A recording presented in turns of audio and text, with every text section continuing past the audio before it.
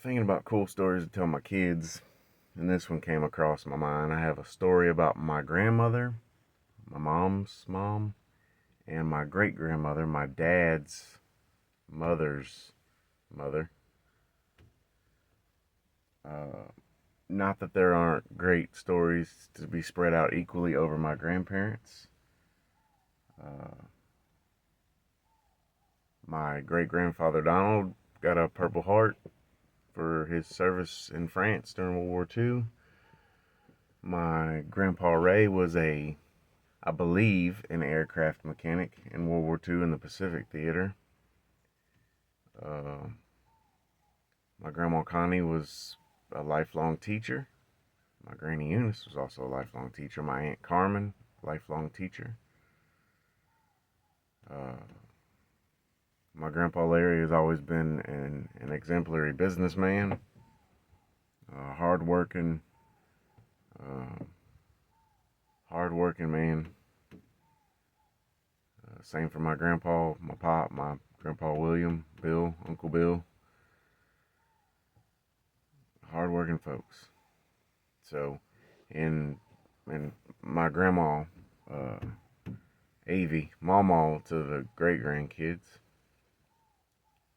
It's just her and my grandpa Larry left, my dad's dad, and this is my mom's mom. Uh, she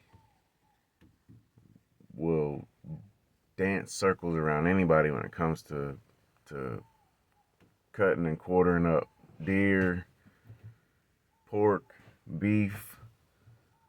I've seen her sling 50 or 80 pound boxes of meat and cut it up.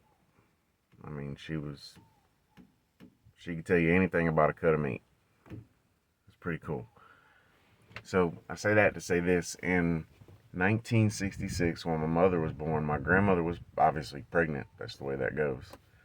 Uh, and my grandfather had taken their truck apart. I don't remember if it was a Chevy or a Ford or a Dodge. I'm fairly certain with my grandfather it was probably a Chevy. And he had taken the transmission out of it, is what I'm told. And my grandmother's water broke, and in order to make it to the hospital, she had to help him put it back together. Wrap your mind around that. Uh, your wife, ladies, you're big and pregnant. Water breaks, and your husband goes, "Oh crap, gotta put the truck back together, or we're not getting to the hospital." So you're out there in the garage helping him put the truck back together. That's pretty wild. That's pretty amazing. Makes you think, you know, how many people would be into that these days? Like, gotta get it done. Somebody's got to do it. That's my thought on everything. I to tell my wife all the time. Who else is gonna do it? I gotta do it.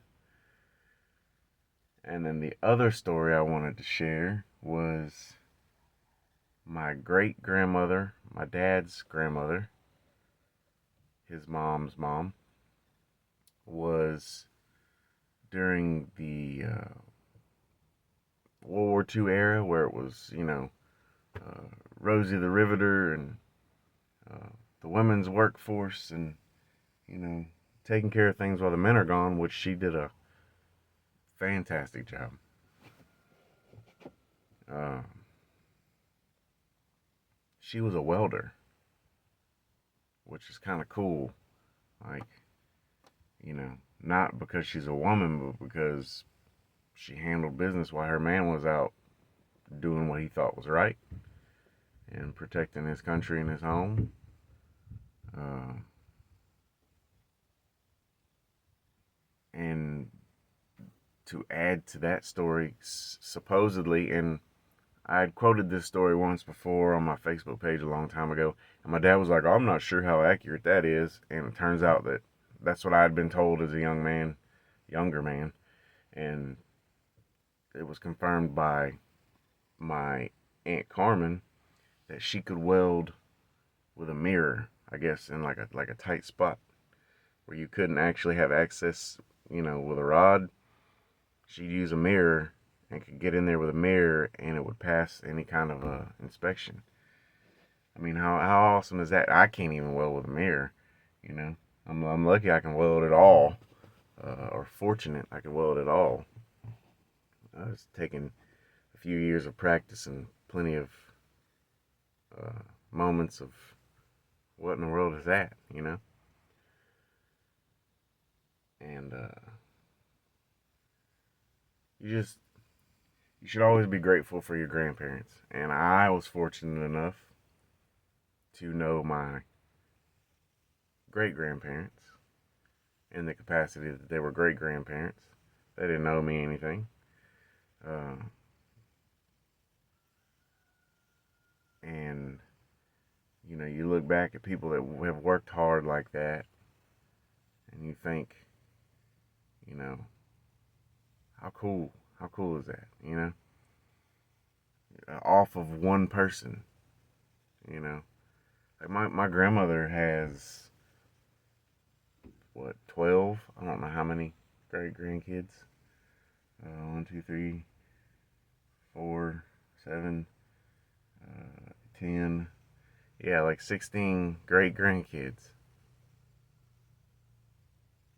Yeah, and it's pretty nuts. Gather all them people together. Sometimes there's 100 people just from a household, just one household, between marriages and and siblings, and it's pretty crazy. Pretty crazy. Value your family. Value the stories. And you know, some of my stuff's not always about automotive.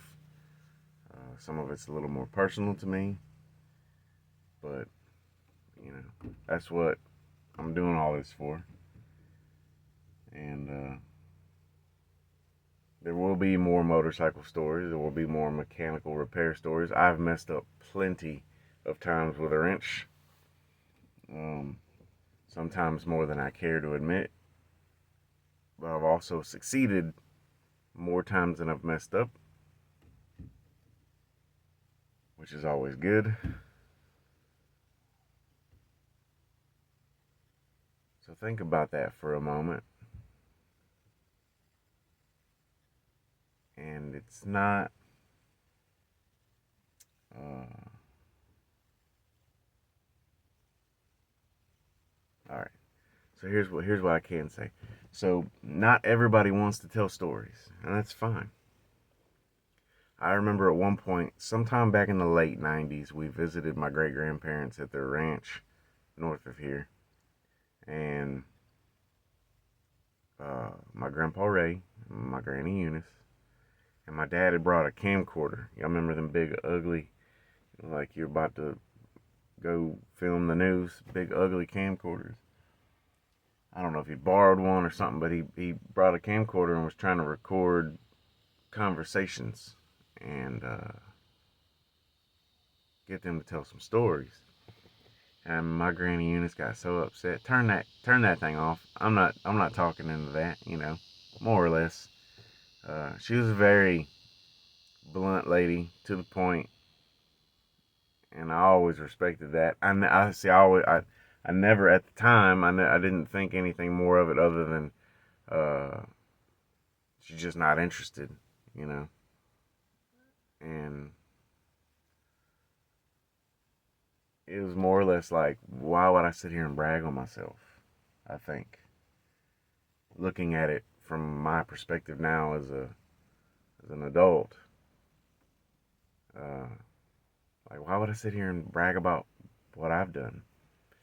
Now, also, I say that to say this. This is not me bragging. These are just stories, because when I was younger, I enjoyed hearing my dad tell stories, mainly because I didn't spend the first 10 or 12 years of my life really around him. So you ask stories like any kid would. Well, what did you do in this situation? Or what kind of stuff did they have when you were a kid? Etc. and so forth. So that's where this idea comes from. And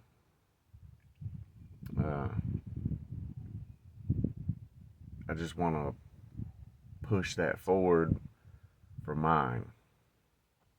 And then anything I say on here is true, to my knowledge. There might be something I may embellish a little bit just for the sake of a funny story, but that's pretty much it. You know, all good stories deserve a little bit of, just a little tweak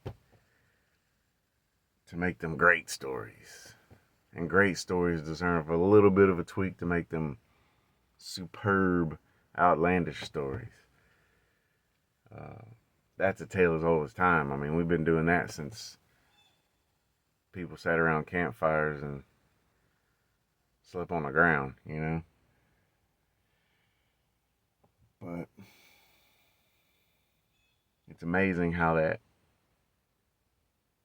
10-inch fish turns into a 2-foot fish, turns into a tiger shark. So, but learn stories, tell stories, share stories, and be grateful for what you got. Be grateful for the time you got. I'll see you guys next time. Story time with Surly.